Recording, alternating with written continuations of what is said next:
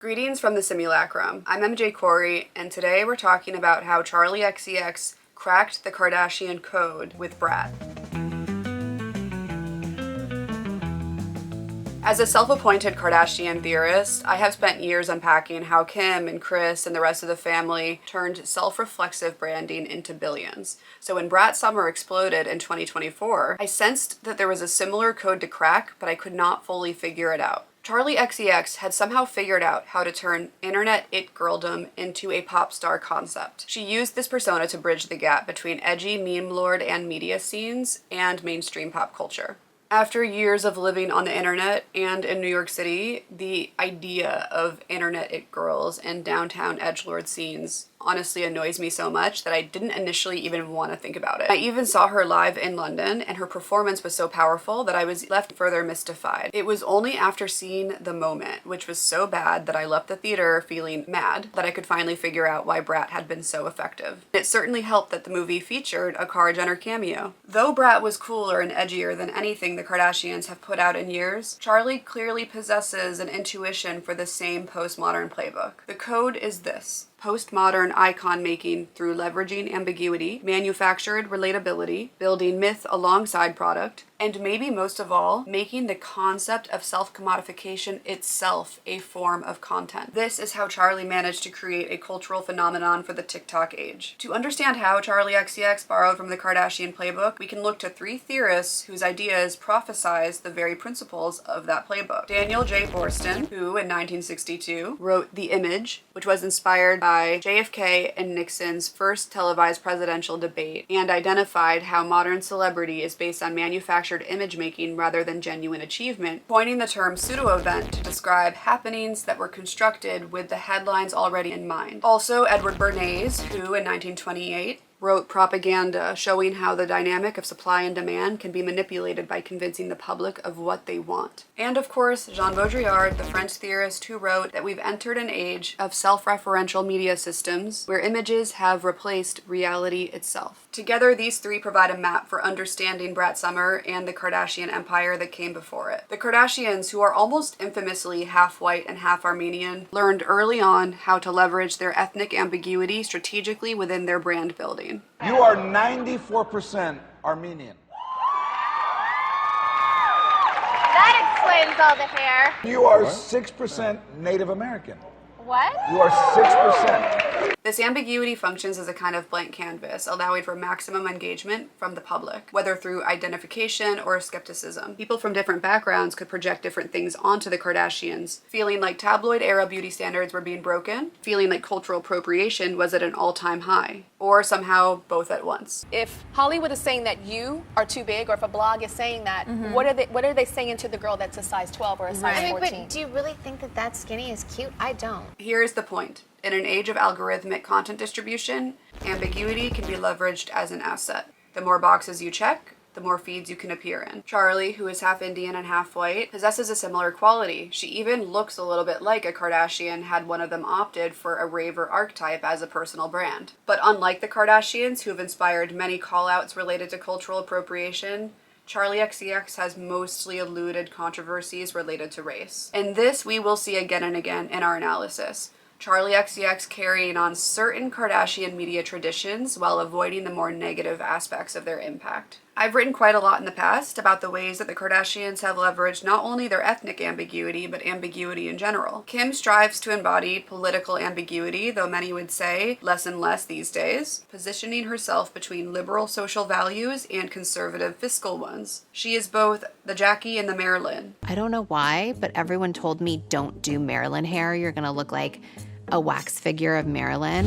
We just thought we wanted to be blonde. I should have been like dark Jackie O vibes hair. Once you realize that this is a Kar Jenner strategy, you will see it in their brand all the time. Charli similarly constructs her brand to evade absolute definition. Not only will you see Twitter debates about whether she is white or brown, but she's also reflective of the club cultures of both Britain and New York. She is both pop and underground. She is edgy and alt, and yet also a traditional married woman who has avoided major scandals. I actually don't really want to have kids. You So. don't? Wait, why? Yeah. you know, who knows? That could change. By the way, it's none of my business. But, you know, all that could change. So Yeah. you might find somebody. Well, I'm married, so There you go. She exists in a productive in-between space where multiple audiences can claim her as their own. That said, unlike the Kardashians, she has made her political allegiances a little more clear, only further iconizing Brat as something that lefty millennial and Gen Z audiences can feel comfortable claiming. Perhaps most importantly, like the Kardashians, who became the poster girls for the evolution from the tabloid era to reality TV culture to the influencer era, Charli created a new kind of pop star archetype for our chaotic cultural moment. She isn't a classic archetype like Beyonce's Queen or Britney's Sexy Virgin or Lana's Sad Girl. The Brat archetype acknowledges the chaotic content landscape we're all navigating. It includes catchy manifestos, left-wing political appropriations, and yes, Twitter viral photo ops of parties with Gen Z pop stars that manage to bridge the notorious Gen Z and millennial divide. Most of you already know this by now about Kardashian media strategy. They flood us with everything all at once. One sister is vacationing in Italy, while the other is at the White House, and another is shilling tequila, and so on. Charli's archetype reflects that kind of media strategy of chaos, imagery coming from everywhere. But there's another archetype that both Charli and the Kardashians play with, the underdog. It might seem off-putting to consider such big stars underdogs at all, but it's about optics. Both built their empires from positions of initial mainstream dismissal. Throughout the early aughts, the Kardashians were mocked for being Paris Hilton wannabes and talentless tabloid and reality TV opportunists. Plus, it is true that their appearances didn't fit in with the beauty standards of the time. Charli faced similar skepticism in the beauty standard sense and as a niche club kid trying to break into mainstream pop, often labeled too weird or too indie for mass appeal. I felt like such a loser, and if I made music, maybe people would like be kind of like misguided into thinking I was cool. The narrative of proving the doubters wrong and convincing the mainstream to accept them had an effect of relatability and became as valuable as the product itself. And there's a major social media factor to all of this. The Kardashians encouraged social media engagement by flooding us with content and controversy. They responded to social media comments, overshared far beyond what other stars were willing to do, and provided such an endless stream of imagery and public narratives that people were never in short supply of something to talk about, even if it was hate. This is Daniel J. Borston's pseudo event taken to its most logical extreme. Every candid paparazzi shot of Kim or spontaneous party appearance by Charli exists to be documented and then circulated. As Borston wrote, these are events planted primarily for the immediate purpose of being reported or reproduced. He writes in another part of his book something to the effect of, "The question is never, is this real? But is this interesting enough to circulate?" I need Courtney to not be so annoying with the stick up her ass like she runs this because she doesn't. She's the least exciting to look at. In this economy of images, which Borston called the graphic revolution, the Kardashians and Charli xcx with Brat have produced an endless stream of prepackaged content opportunities designed for maximum reproducibility.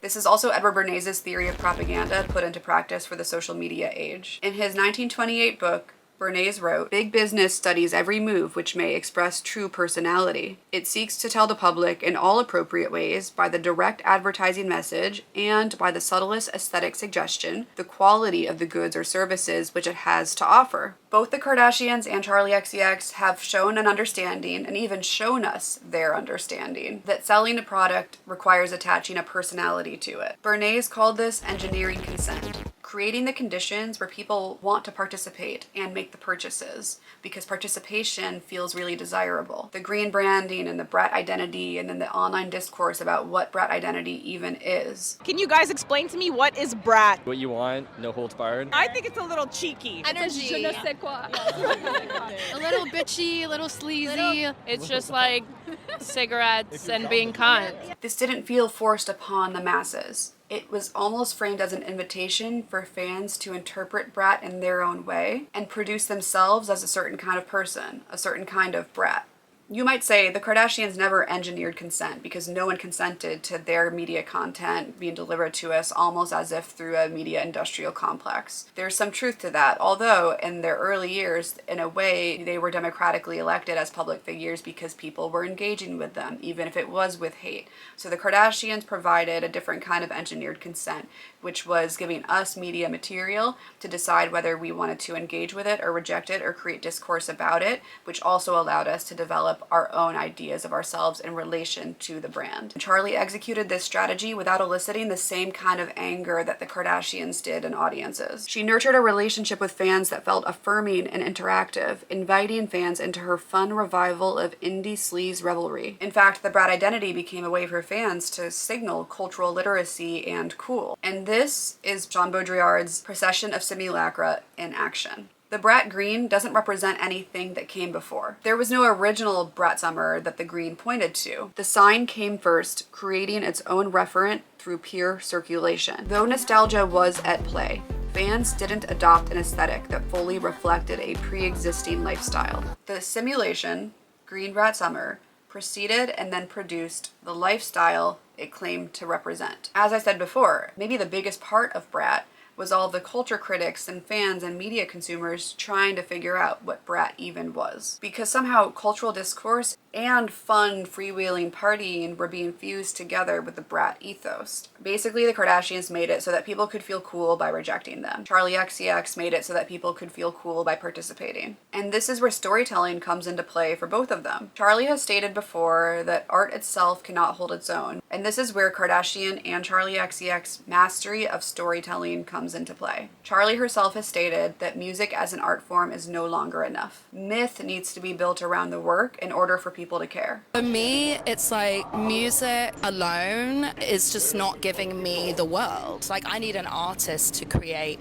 the world. The world building. A great artist to me is more than the songs. It's the entire culture and space that they inhabit. I consider this to be an incredibly distressing revelation, but she is correct if we're talking about mainstream success. And it's also full-blown Kardashian philosophy. This is where we come back to Baudrillard and enter the idea of hyper-reality. In Simulacra and Simulation, he wrote, "Simulation is no longer that of a territory, a referential being, or a substance. It is the generation by models of a real without origin or reality, a hyper-real." Charli isn't just doing the old school pop star thing of making music and then marketing it. She's creating a self-referential system where the brand, the aesthetic, the myth, and the music are all indistinguishable. Brat Summer was not just about the album. It was a free-floating signifier that people could attach to anything green, to any party that felt like a semblance of a throwback to 2009, to any moment of chaotic freedom. The Kardashians perfected this years ago during the era of Kim Ye and Kim breaking the internet, when the images themselves became the substance of Kardashian reality. And then suddenly the feeds became filled with the colors of Yeezy neutrals and Instagram face. The Kardashians don't just sell products.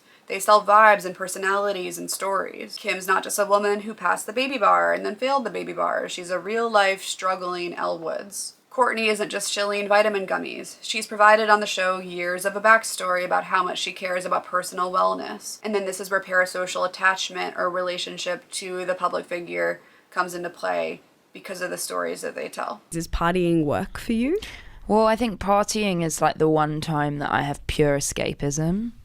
You know, because I could go away on like a holiday or take time off at home and I would fidget and I'd have so much energy and my brain would be going and I'd be like, I have to do something. I need to make this. I've got this idea. I need to call someone. I need to like bombard everyone with a million emails. Whereas if I'm partying, it's like there's nothing. If I'm like really partying, you know, there's like nothing else to do except go like full throttle, and I'm focused on that, and that's like my one time that my brain actually is off. Both Charli xcx and the Kardashians are understood to be great businesswomen. In the Kardashian case, they embrace that. In Charli's case, she presents a sort of self-aware about how branding works, but reluctant to be fully capitalistic image. Because I don't make music for Instagram.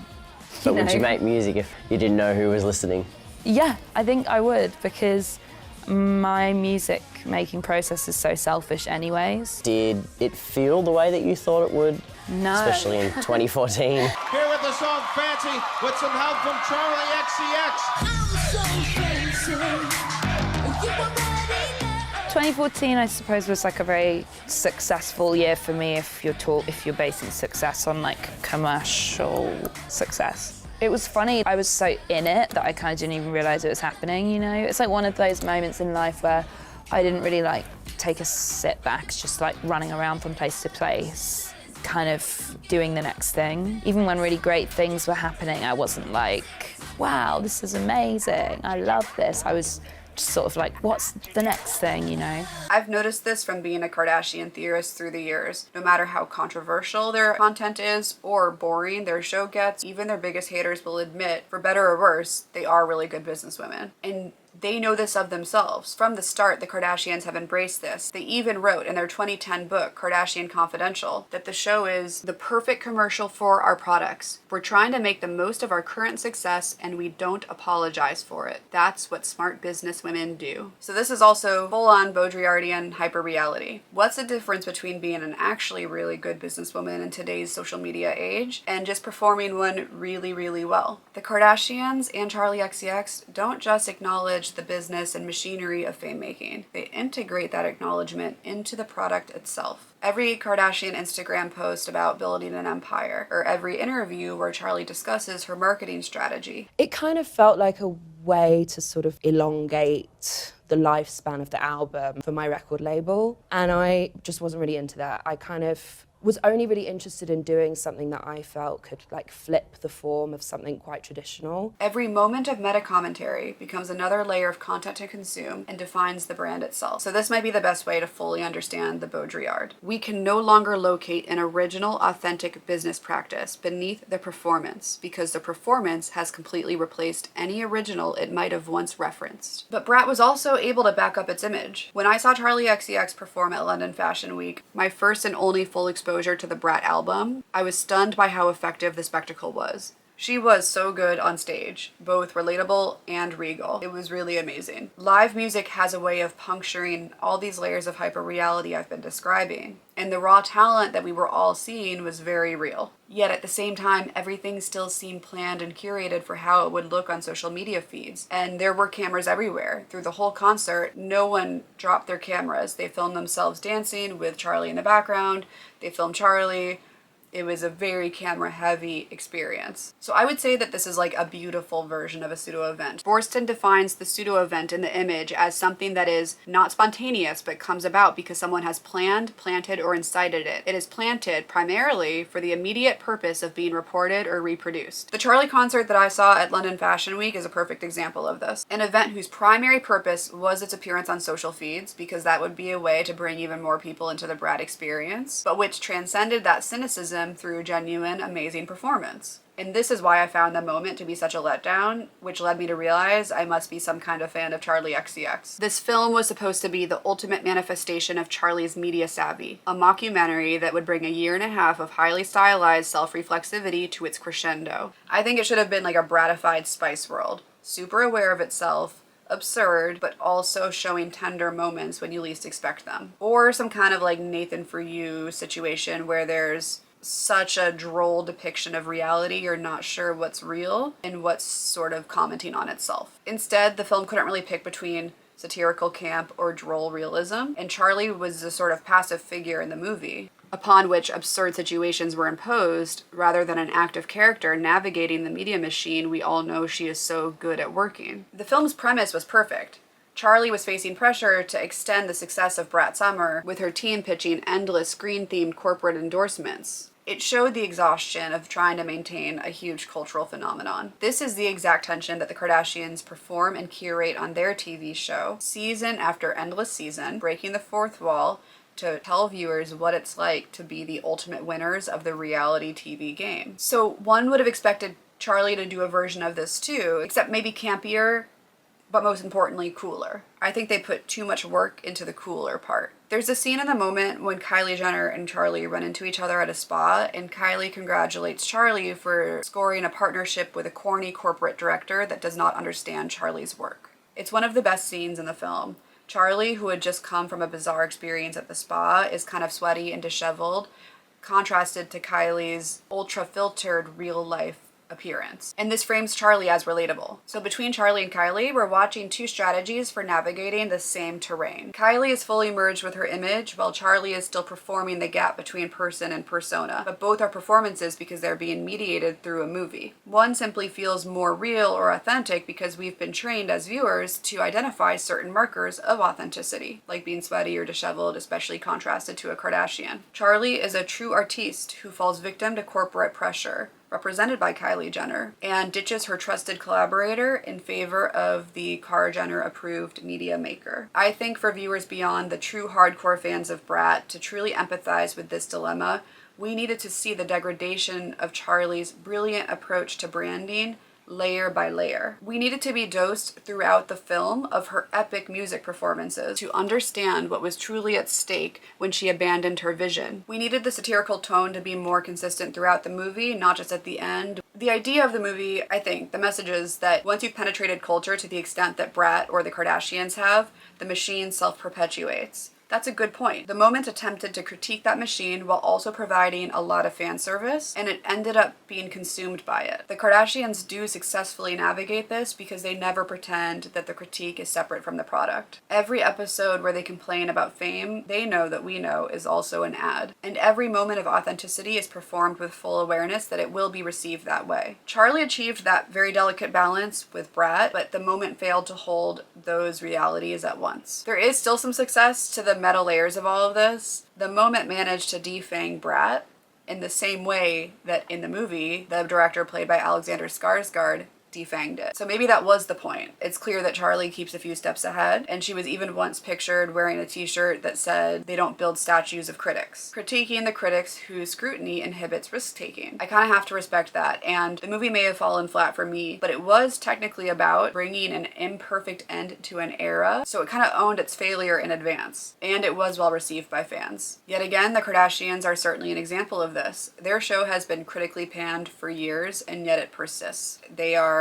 reaching billions of dollars in valuation in their businesses, or at least in Skims, and they're hanging out with elites. They've become part of the fabric of culture. At a certain point, it doesn't matter if it's bad, and I guess that's how you know you've made it. But I don't think that the moment was bad on purpose. I think it just failed to execute at the level of irony and self-awareness that Charli has shown us she's able to achieve. But here we are, and this is the final lesson from the Kardashian playbook. Build a machine that is so impactful that failure becomes content, critique becomes engagement, and even the people who don't like what you've made feel forced to talk about it. The success of these strategies has allowed both Charli xcx and the Kardashians to begin to genre blur. As we know, both Charli xcx and various Kar Jenners have been making their way onto TV screens and the big screen. So it's definitely no surprise that Charli xcx and Kylie Jenner have now collaborated. The second people are getting sick of you, that's when you have to go even harder.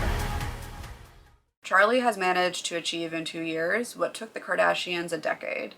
And there was a time when achieving what the Kardashians have in a decade was a really huge deal. And the achievement is this: becoming a living lifestyle brand and persona that reflects and cycles through all of the chaos of the current media culture and sustains its lifespan by owning endlessly exactly what it is. Thanks for watching. Greetings from the simulacrum. I'm MJ Corey.